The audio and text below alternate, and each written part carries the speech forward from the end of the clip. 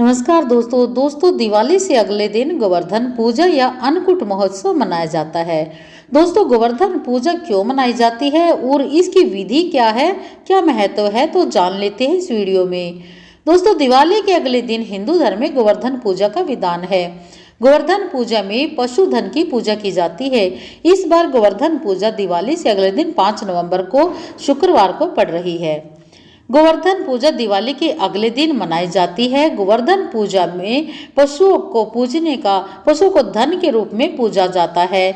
पशुओं को पूजने का विधान है। इस बार गोवर्धन पूजा 5 नवंबर शुक्रवार के दिन है। इतना ही नहीं, गोवर्धन पूजा अन्नकूट के नाम से भी जानी जाती है। इस दिन गाय और बछड़े की पूजा का विधान है और इस दिन भगवान श्री कृष्ण को 56 भोग लगाया जाता है। साथ ही और भी कई परंपराएं इस त्योहार से जुड़ी हुई है और पौराणिक कथा के अनुसार गोवर्धन पूजा भगवान श्री कृष्ण से जुड़ी हुई है।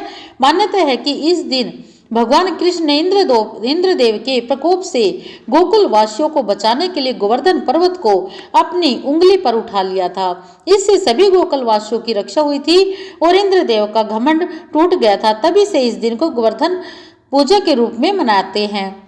गोवर्धन पूजा का मुहूर्त क्या रहेगा? गोवर्धन पूजा का शुभ मुहूर्त सुबह 7:59 से लेकर दोपहर 10:47 तक रहेगा। गोवर्धन पूजन विधि क्या रहेगी? कार्तिक मास के शुक्ल पक्ष की प्रतिपदा तिथि को गोवर्धन पूजा का पर्व मनाया जाता है। मान्यता है कि इस दिन सुबह शरीर पर तेल की मालिश करने के बाद ही स्नान करना चाहिए। इसके बाद घर के मुख्य द्वार पर गोबर से प्रतीकात्मक गोवर्धन पर्वत बनाए। गोवर्धन की शेप में पर्वत बनाए। पर्वत के बीच में या उसके आसपास भगवान कृष्ण की मूर्तियां रखे।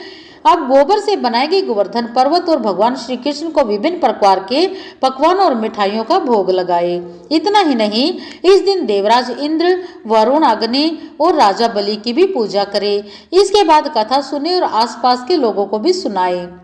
प्रसाद के रूप में दही चीनी का मिश्रण लोगों में बांटें। पूजा और भोग के बाद किसी ब्राह्मण को भोजन करवाकर उसे दान दक्षिणा देकर प्रसन्न करें। इतना ही नहीं, इस दिन गोधन की पूजा का भी विधान है। इसलिए की जाती है गोवर्धन पर्वत की पूजा। एक बार गांव वालों को इंद्रदेव की पूजा करते देख भगवान श्री कृष्ण ने पूजा करते देखा तो उसका कारण पूछा। तब गांव वालों ने बताया कि वे वर्षा करते हैं, इसलिए हम उनकी पूजा करते हैं, जिससे अन्न पैदा होता है और हमारा भरण पोषण होता है। गांव वालों को ऐसा करते देख श्री कृष्ण बोले कि इंद्रदेव से ज्यादा शक्तिशाली तो हमारा गोवर्धन पर्वत है, जिस कारण वर्षा होती है और हमारे पशु चारा खाते हैं। गोवर्धन पर्वत की पूजा करनी चाहिए। इसे कृष्ण की ये बातें सुनकर वे गोवर्धन पर्वत की पूजा करने लगे। गांव वालों को पर्वत की पूजा करते देख इंद्रदेव क्रोधित हो गए और मूसलाधार बारिश शुरू कर दी। इंद्रदेव के प्रकोप से डरकर सभी लोग श्री कृष्ण की शरण में गए और उस समय श्री कृष्ण ने गोवर्धन को अपनी उंगली पर उठाकर छाते के समान तान दिया था और गोकुल वासियों को उसी की छाया में रहकर बचा लिया। श्री कृष्ण का ये चमत्कार देखकर इंद्रदेव भी चकित रह गए।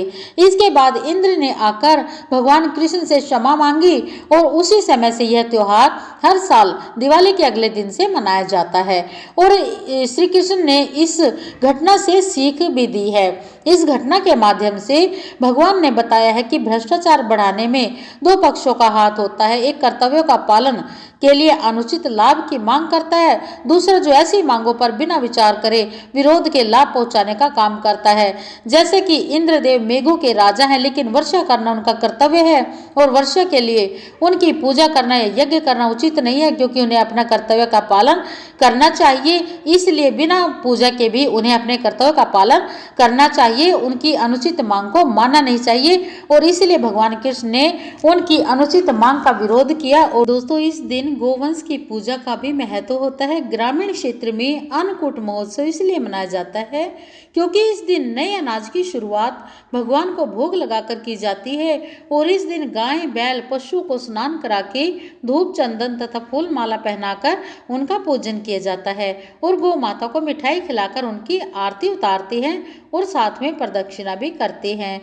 तो इससे भगवान बहुत ही खुश होते हैं और अपने भक्तों पर कृपा बनाए रखते हैं। दोस्तों, गोवर्धन पूजा को अन्नकूट महोत्सव या पड़वा भी कहते हैं। उत्तर भारत में इसका प्रचलन बहुत ज़्यादा है, लेकिन दक्षिण भारत में बलि और मार्गपाली पूजा का प्रचलन है। आओ हम जानते हैं कि इस पूजा को क्यों और किस तरह किया जाता है तथा इसे करने से क्या लाभ होता है। कार्तिक शुक्ल प्रतिपदा अर्थात दिवाली के दूसरे दिन दक्षिण भारत में पहले मार्गपाली पूजा की जाती है और उसके बाद संध्या को बलि पूजा करने का प्रचलन है। और बलि पूजा से संबंधित दोस्तों कथा है, जो कथा इस प्रकार है। इसी दिन भगवान वामन ने राजा बलि को पाताल लोक का स्वामी बनाया था और इंद्र ने स्वर्ग को सुरक्षित जानकर प्रसन्नतापूर्वक दिवाली मनाई थी। विष्णु अवतार वामन ने तब बलि को अमर होने के वरदान देने के साथ ही कहा था कि जो भी इस दिन तुम्हारी पूजा करेगा वह हर तरह से सुखी होगा। तो इस तरह से यह कथा की जाती है।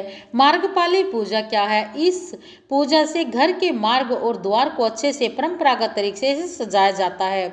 वंदनवार लगाने का भी इस दिन खास महत्व होता है। प्राचीन काल में नगर और राजप्रसाद के द्वार पर या उच्च स्तंभों पर यह वंदनवार लगाया जाता था। यह तांबे या कांसे का बनाकर उसमें कुश और अशोक के पत्तों को लच्छे से गूंथ कर बनाया जाता था, जिसमें पुष्प और गंध आदि लगाकर उसका पूजन किया जाता था। उसके बाद मार्गपाली पूजा में प्रार्थना कही जाती है। इसके बाद संध्या को महान राजा बलि या महाबली की पूजा और प्रार्थना करते हैं। जब भगवान वामन ने बलि से 2 पग में संपूर्ण लोक नाप लिया तो तीसरे पग के लिए बलि ने अपना मस्तक आगे कर दिया। उस समय भगवान ने प्रसन्न होकर कहा था कि हे दानवीर, भविष्य में इसी प्रतिपदा को तेरा पूजन होगा और उत्सव मनाया जाएगा। मार्गपाली और बलि की पूजा करने से और मार्गपाली की वंदनवार के नीचे होकर निकलने से उस वर्ष सब प्रकार की सुख समृद्धि और शांति बनी रहती है और किसी भी प्रकार से कोई रोग या शोक नहीं होता। तो दोस्तों, इस तरह से यह अन्नकूट महोत्सव, यह गोवर्धन पूजा कई तरीके से मनाई जाती है और सभी जगह पर इसका अपना अपना महत्व है एरिया के हिसाब से, और इसका अपना अपना महत्व होता है। इसकी कई कथाएं प्रचलित है, जैसे कि राजा बलि की और जैसे कि भगवान कृष्ण की, इंद्रदेव की। तो दोस्तों, कई कथाएं इसमें जुड़ी हुई हैं और इसका अलग अलग महत्व है। तो हमें इसको विधि पूर्वक यह पूजन करके ही इसकी कथा सुननी चाहिए।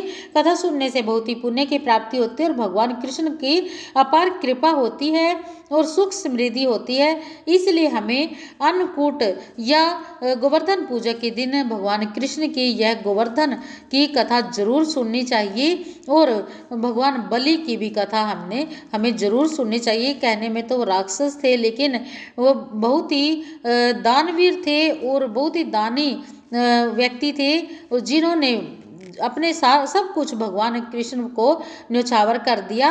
वामन के रूप में जो भगवान कृष्ण मांगने आए थे, सब कुछ न्यौछावर कर दिया। तो ऐसे धर्मात्मा का ये दिन है, तो हमें बड़ी सुख के साथ मनाना चाहिए। इस दिन खुशी खुशी ये त्यौहार मनाना चाहिए और यह कथा सुननी चाहिए। तो इसी के साथ दोस्तों मिलते हैं अगली वीडियो में, तब तक के लिए ओम नमः शिवाय।